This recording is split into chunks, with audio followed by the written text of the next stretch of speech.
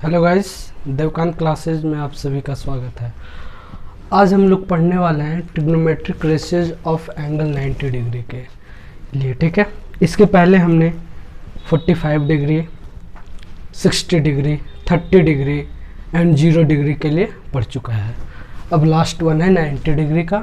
इसके बाद हम लोग जो है टेबल बनाएंगे, है ना। 0 डिग्री के लिए साइन का वैल्यू क्या है, कॉस का क्या है, टैन का क्या है, 30 डिग्री के लिए क्या है, 45 के लिए क्या है ना। ऐसे 90 तक करेंगे। इसके बाद इसका एग्जाम्पल सॉल्व करेंगे, है ना। तो चलो फिलहाल हम लोग सीखते हैं कि 90 डिग्री का ट्रिग्नोमेट्रिक रेशियोज का वैल्यूज कैसे निकाला जाता है। तो सबसे पहले आपको एक ट्रायंगल कंसिडर करना पड़ेगा। एक ट्रायंगल मान लो ABC कंसिडर किए हैं, ठीक है। एक ट्रायंगल कंसिडर किए हैं A, B और C, है ना। हमें क्या करना है, एंगल A को 90 करना है। एंगल A को क्या करना है, 90 डिग्री करना है, ठीक है। तो इसके लिए आपको क्या करना होगा, AB को क्या करना होगा, डिक्रीज करना होगा, है ना। पहले जैसे यहाँ पे है तो अब जो है ऐसे लेना पड़ेगा, ठीक है। एक समय चलो अलग अलग ट्रायंगल में बताता है, ठीक है। अब क्या करना है, अगला ट्रायंगल समझ लो। जब हम क्या किए, एंगल A को इंक्रीज किए। जब आप एंगल A को इंक्रीज करोगे, है ना, मतलब C पॉइंट को फिक्स रह के A को किधर लाओगे, B की ओर, है ना। पहले यहाँ पे था, अब यहाँ पे आ गया, ठीक है ना। पहले A यहाँ पे था, अब कहाँ पे आ गया, यहाँ पे आ गया, BC। इसी तरह अगले डायग्राम में फिर क्या करेंगे, फिर ऐसे होगा, है ना, फिर ऐसे होगा। एक समय ऐसा होगा कि A जो है B से क्या कर जाएगा, कोइंसाइड कर जाएगा। क्या कर जाएगा, कोइंसाइड कर जाएगा। यहाँ पे B है और इसी पॉइंट पे A आ जाएंगे और ये क्या रहेगा, C रहेगा, ठीक है। इस तरह रहेंगे, है ना। ये देखने में बिल्कुल ऐसा रहेगा, पर अपने को क्या निकालना है, ट्रिग्नोमेट्रिक रेशियोज फॉर 90 डिग्री। तो इसके लिए हमें क्या निकालना है, साइन, कौन सा एंगल है, CAB, और एंगल CAB का वैल्यू क्या है, 90 डिग्री है। तो एंगल A 90 तभी होगा जब AB को क्या कर जाए, कोइंसाइड कर जाए, है ना। तो उस केस में क्या होगा, जब वर्टेक्स A ट्रायंगल ABC में जब AB को कोइंसाइड कर जाए, तो इस केस में क्या होगा, BC जो है किसके इक्वल हो जाएगा, AC के इक्वल हो जाएगा, है ना। BC किसके इक्वल हो जाएगा, AC के इक्वल हो जाएगा। और AB जो है क्या हो जाएगा, 0। AB क्यों 0 होगा, चूंकि A जो है B को कोइंसाइड कर गया है, तो A लेंथ तो रहा नहीं, है ना, इसीलिए AB क्या हो जाएगा, 0 हो जाएगा। अब हमें साइन 90 निकालना है ना। तो इसी ट्रायंगल में देखो ना, समझ लो ये 90 डिग्री है। तो इस ट्रायंगल ABC में साइन थीटा बराबर क्या होता है, P/H। P का रोल कौन प्ले करेगा, P/H। P का रोल कौन प्ले करेगा, BC। और H का रोल कौन प्ले करेगा, 90 डिग्री के सामने वाला साइड AC है। पर जब एंगल A को, मतलब एंगल CAB को जब 90 के इक्वल कर दिया गया, तो इस केस में क्या हो गया, BC और AC आपस में क्या हो गए, बराबर हो गए। इसका मतलब साइन 90 क्या हो जाएगा, 1 हो जाएगा। इसी तरह आप cos 90 का भी निकाल सकते हो, cos 90 डिग्री। तो देख लो cos थीटा बराबर क्या होता है, B/H। क्या होता है, B/H। और इस ट्रायंगल में B का रोल कौन प्ले करेगा, AB, है ना। तो B की जगह AB आ जाएगा। और एच का रोल कौन प्ले करेगा, ए सी। और जब ए जो है पॉइंट बी को कोइंसाइड कर गया तो ए बी का वैल्यू क्या हो गया, 0 हो गया। इसी वजह से cos 90 क्या हो गया, 0 हो गया, है ना। इसी तरह अन्य ट्रिग्नोमेट्रिक रेशियो का भी वैल्यू निकाल सकते हैं 90 डिग्री के लिए, बस इसी ट्रायंगल में इसी एंगल के लिए फार्मूला अप्लाई कर कर। ठीक है, तो हमने सारे एंगल के लिए फ्रॉम 0 to 90 डिग्री के लिए हमने ट्रिग्नोमेट्रिक रेशियोज का वैल्यू कैसे फाइंड आउट किया जाता है ट्रायंगल की मदद से मैंने आपको प्रूफ करके बता दिया, है ना। अब क्या करना है, एक टेबल बनाते हैं। क्या बनाते हैं, टेबल बनाते हैं। उसे आपको याद करने का तरीका बताएंगे कि किस तरह चीज़ों को समझ कर याद रखना है। चीज़ों को हमें रटना नहीं है, पढ़ाई का मतलब होता है चीज़ों को समझना, है ना।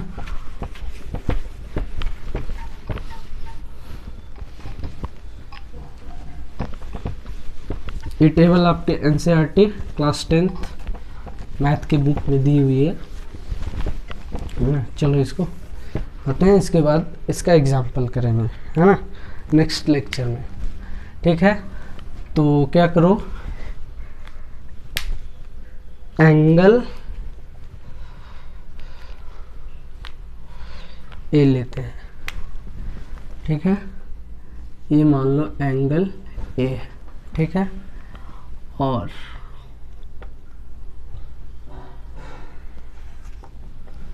ये क्या है, उसका वैल्यू है, पहला मान लो 0 डिग्री है, इसके बाद 30 डिग्री है, इसके बाद 45 डिग्री है,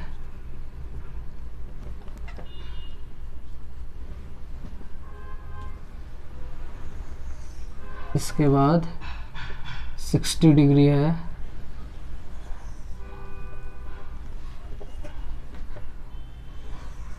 ना, इसके बाद 90 डिग्री है ना।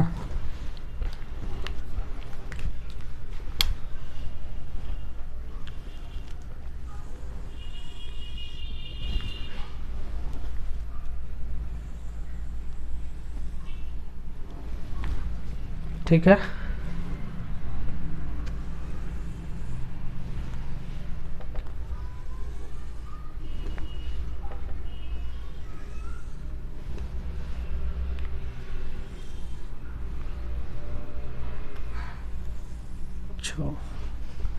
ठीक है।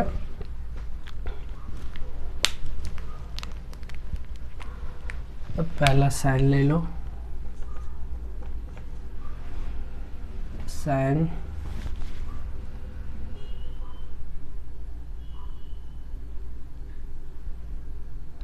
एंगल ए है, ये कॉस, ये कौन सा है, कॉस एंगल ए, इसके बाद टैन एंगल ए, है ना, इसके बाद कॉसेक एंगल ए, इसके बाद सेक एंगल ए, और ये हो गया कॉट एंगल ए। ठीक है, अब हम क्या निकालेंगे, वैल्यू निकालेंगे, है ना, किसके लिए। अब देखो यहाँ पे 0 डिग्री मतलब साइन 0 का वैल्यू निकालेंगे, है ना, साइन 0। यहाँ पे क्या है, ए एंगल ए, यहाँ पे जाएंगे तो यहाँ साइन 0 का वैल्यू क्या आएगा, तो साइन 0 डिग्री का वैल्यू क्या आएगा, 0 आएगा, है ना। ये मैं प्रूफ करके बता चुका हूँ। साइन 30 का वैल्यू क्या आएगा, हाफ, तो डायरेक्ट वैल्यू लिखता हूँ। साइन 0 क्या होगा, 0, साइन 30 क्या होगा, हाफ, साइन 45 क्या होगा, 1/√2, साइन 60 क्या होगा, √3/2, और साइन 90 क्या होगा, 1। ठीक है, इसी तरह कॉस 0 का वैल्यू क्या होता है, 1।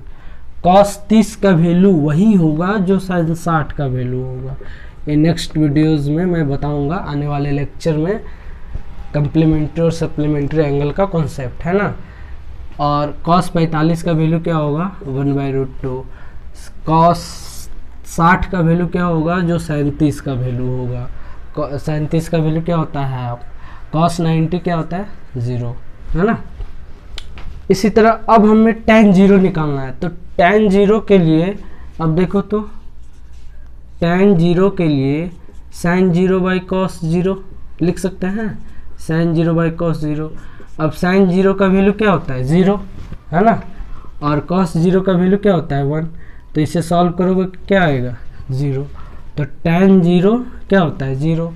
इसी तरह अब अपने को निकालना है tan 30, tan 30 का मतलब sin 30 बाई cos 30 होता है कि नहीं होता है। अब देखो sin 30 का वैल्यू आपको पता है कितना होता है, हाफ भागा cos 30, cos 30 का मतलब sin 60, sin 60 का मतलब √3/2 है ना। जब आप इसे सॉल्व करोगे तो हाफ इंटू 2/√3, तो ये कैंसिल आउट हो जाएगा, ये कितना हो जाएगा 1/√3 है ना। tan 45 कितना होगा तो 1 होगा, tan 60 कितना होगा √3 होगा, और इसके बाद tan 90 क्या हो जाएगा अनडिफाइंड, क्या हो जाएगा अनडिफाइंड है ना। इसको इन्फिनिटी भी बोल सकते हैं, क्यों, क्योंकि tan थीटा बराबर tan 90 डिग्री, ये मैं बताऊंगा नेक्स्ट वीडियोस में। tan थीटा बराबर हम लिख सकते हैं sin थीटा बटे cos थीटा है ना। थीटा का वैल्यू क्या है यहाँ पे 90। अब sin 90 का तो वैल्यू 1 होता है और cos 90 का वैल्यू क्या होता है 0। देखो sin 90 का वैल्यू 1 और cos 90 का वैल्यू क्या हो गया 0 है ना। तो अब 0 से किसी संख्या में भागा दिया जाता है क्या, तो ये अनडिफाइंड हो गया कि नहीं हो गया, तो इसी तरह अनडिफाइंड हो जाएगा। अब कॉसेक, कॉसेक किसका उल्टा होता है, साइन का उल्टा होता है ना। तो ये चीज़ें मैं आपको आने वाले लेक्चर में प्रूफ करके बताऊंगा कि क्यों मैं इस कॉन्सेप्ट का यूज़ कर रहा हूँ कि साइन का उल्टा कॉसेक क्यों होता है ना। प्रूफ करके दिखाऊंगा, कोई दिक्कत नहीं है। तो साइन का उल्टा कॉसेक होता है, इसका मतलब जो है मैं क्या लिख सकता हूँ, ये टेबल याद करने का तरीका, बस आपको ये दो याद करने पड़ेंगे है ना, कि साइन 0 का वैल्यू क्या है, साइन 30 का वैल्यू क्या है, साइन 45 का क्या है, साइन 60 का क्या है, साइन 90 का क्या है, और एक कॉस वाले। इसके बाद जो है ये सब वैल्यू बस कौन किसका उल्टा है और tan थीटा बराबर क्या होता है, ये 2-3 बातें ध्यान रख के हम ये टेबल हमारे माइंड में रहेगा, लिखने की कोई ज़रूरत नहीं है। ठीक है, मैं आपको बता रहा हूँ। ठीक है, आप चीज़ों को ध्यान से समझो।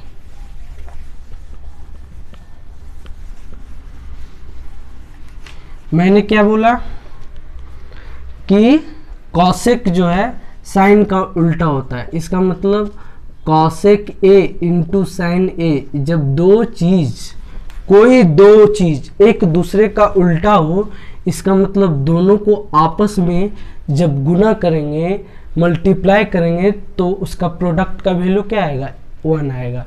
तो यहाँ से कॉसेक ए बराबर क्या लिख सकते हैं 1/sin ए लिख सकते हैं ना। अब देखो, तो अब अपने को कॉसेक 0 का वैल्यू बताना है कि कॉसेक 0 का वैल्यू क्या होगा। तो cosec 0 degree is equal to 1/sin 0, और साइन 0 का वैल्यू क्या होता है 0 है ना। तो 1/0 क्या चीज़ है, अनडिफाइंड है ना। इसको अनडिफाइंड लिख दो या इन्फिनिटी बोल दो, एक ही चीज़ हुआ। ठीक है, इसी तरह आपको कॉसेक 30 का वैल्यू निकालना है। तो कॉसेक 30 के लिए आपको क्या करना होगा, दैट इज 1/sin 30 है ना। इसका मतलब क्या हुआ, 1 में भागा देंगे sin 30 से। ठीक है, तो जब भागा गुना में चेंज होगा, sin 30 का वैल्यू क्या होता है 1/2, और sin 30 का वैल्यू क्या होता है 1/2, और जब भागा गुना में चेंज होगा तो 2 ऊपर चला जाएगा और 1 नीचे आएगा। तो सॉल्व करने पे ये किसके इक्वल आ जाएगा 2 के इक्वल आ जाएगा है ना। इसी तरह आप हर चीज़ का निकाल सकते हैं। अब आपको निकालना होगा कि कॉसेक 45 का वैल्यू क्या होगा, बस उल्टा, तो ये √2 हो जाएगा। इसी तरह कॉसेक 60 का वैल्यू क्या होगा, तो 2/√3 हो जाएगा है ना। और कॉसेक 90 का वैल्यू क्या हो जाएगा 1 हो जाएगा, है कि नहीं। इसी तरह आप सेक और कॉट का भी क्या कर सकते हैं, निकाल सकते हैं। चलिए मैं आपको बताता हूँ।